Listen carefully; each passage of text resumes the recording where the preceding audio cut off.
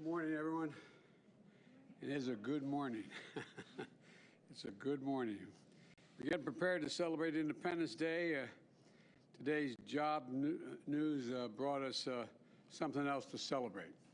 This morning we learned that in June, our economy created 850,000 jobs. 850,000 jobs. Wages went up for American workers. Since it took office, our recovery has created an average $600,000. They probably wish those 600,000 jobs paid $600,000 a year, but 600,000 jobs per month.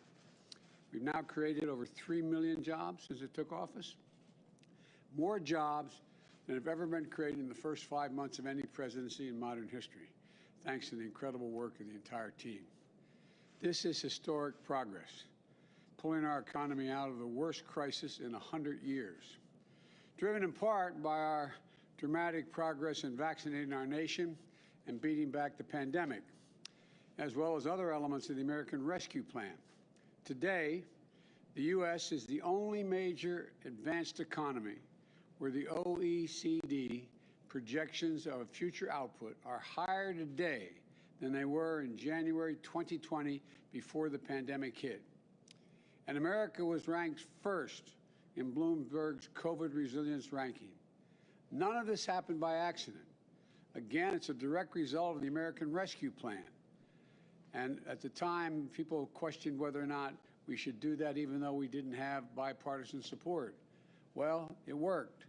In February, the Congressional Budget Office projected 2021 economic growth would be 3.7%.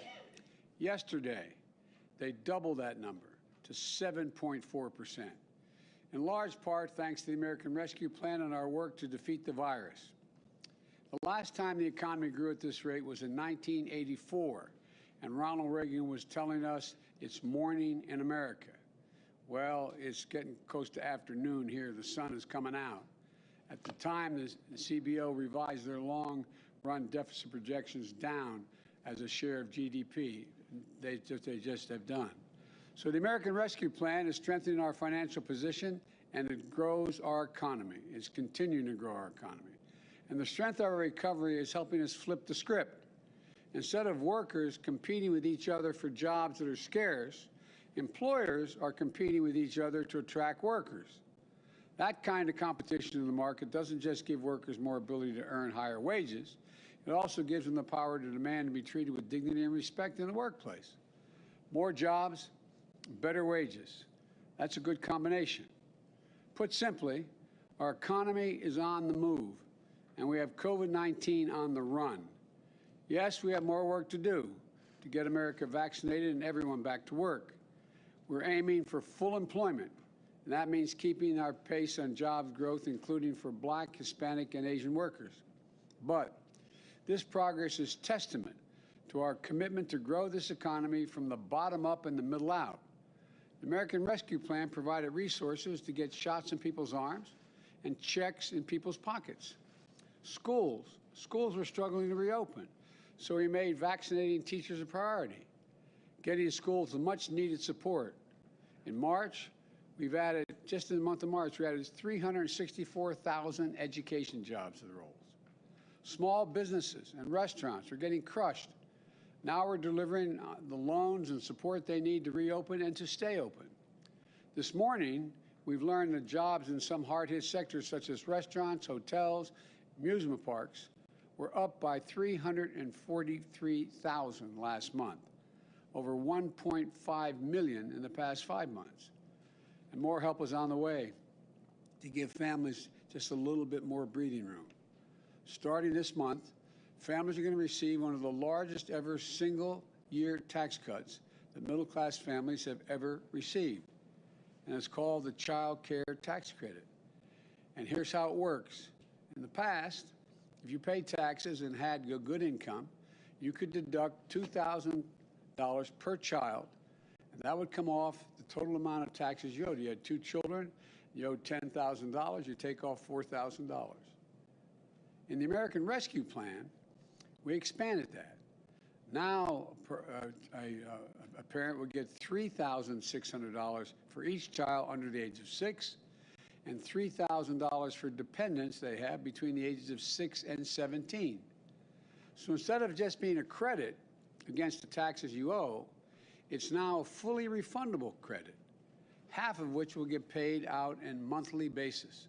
Look, what that means is this year, middle-class families with 2 young children can expect to receive a $7,200 in a rebate, in effect, a tax return, with the monthly payments of $600 a month starting this month until it's paid out.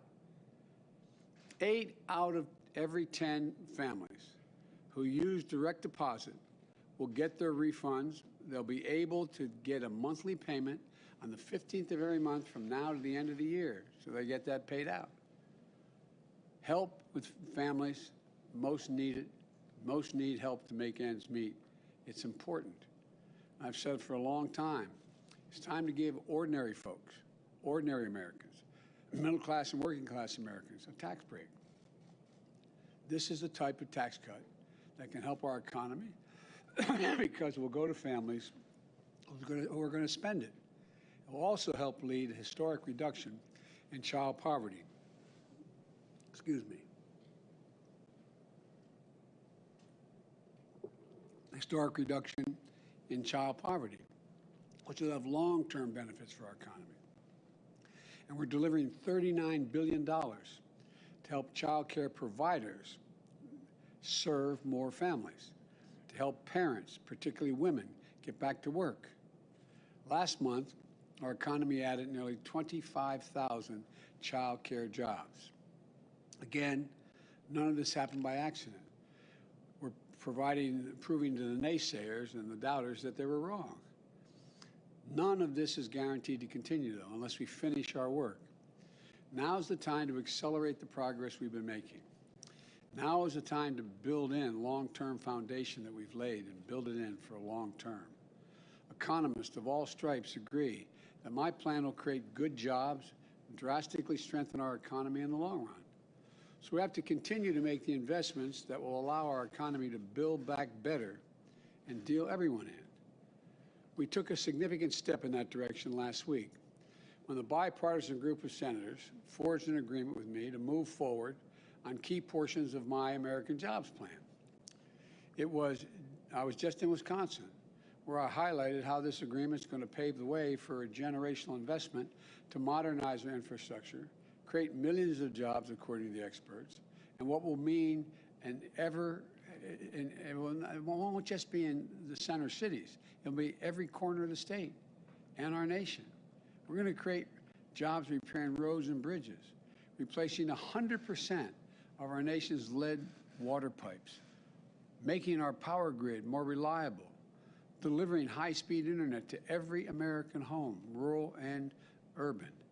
We're going to put people to work building a nationwide electric vehicle charging network, transitioning from diesel school buses and transit buses to electric buses, and bringing in world-class rail service to more Americans by reducing, and in the process, reduce our carbon footprint. For example, when I was up in Wisconsin, I pointed out, the governor was there. I said, Gov, I know it takes, there were, I don't know how many people, a couple hundred people, I guess, in the audience. Said it takes, they tell me, 4.5 hours to drive from here to Chicago. With the money we have for mass transit here, you're going to be able to do that in 2.5 hours.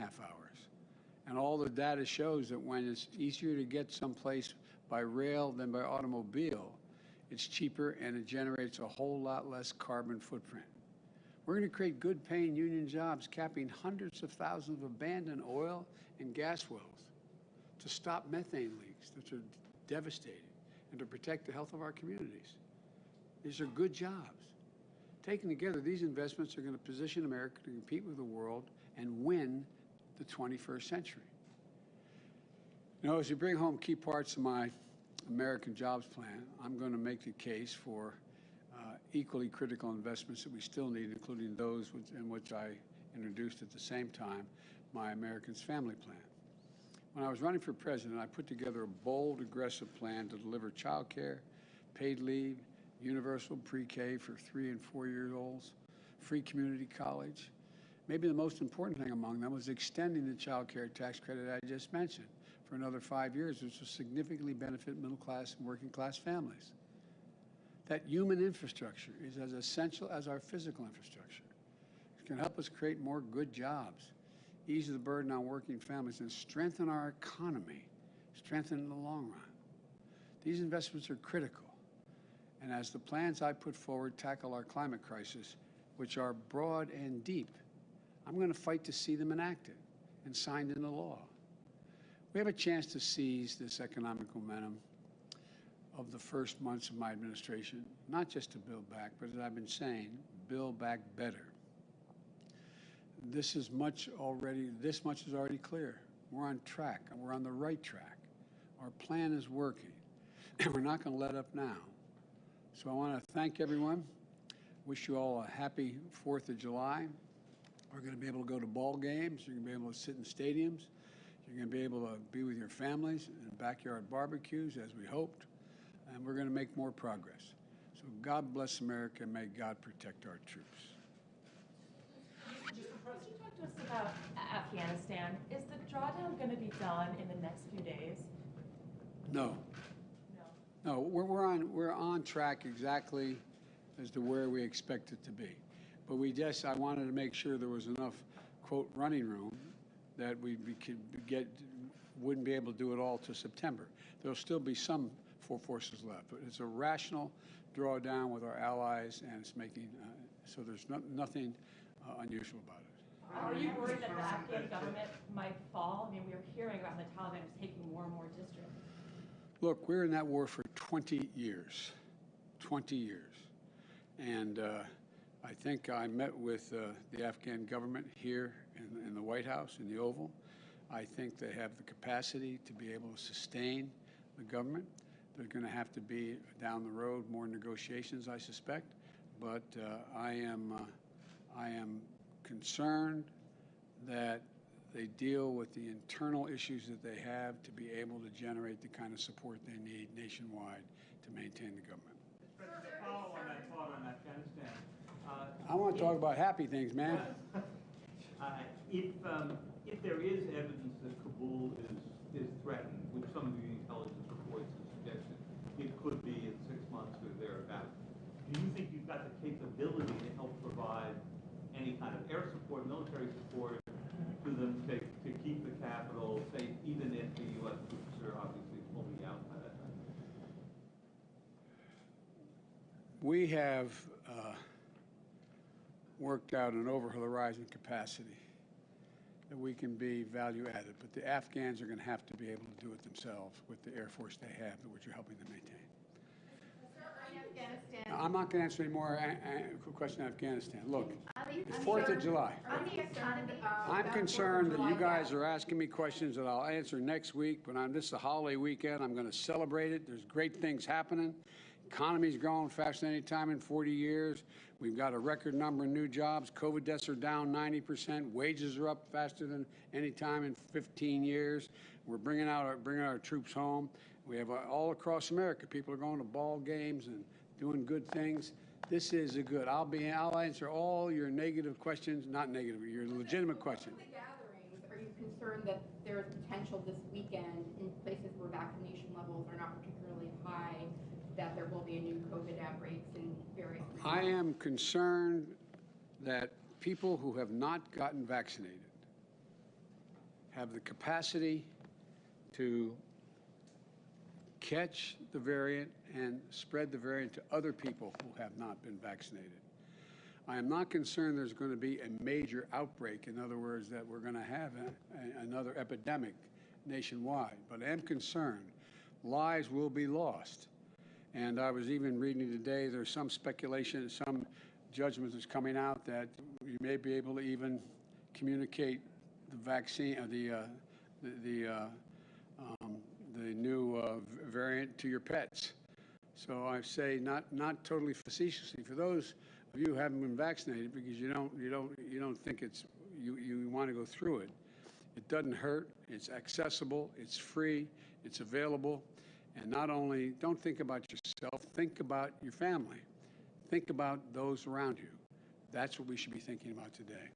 The 4th of July this year is different than the 4th of July last year. and it's going to be better next year. Thank you all. Mr. President, do you think that Congress will enact your plans? Are you confident that you're going to get it done? Come on. Oh, come on, guys. Have you ever been confident about anything with guarantee? Who wants to put money on anything that Congress is going to do? Look, folks, this is a process.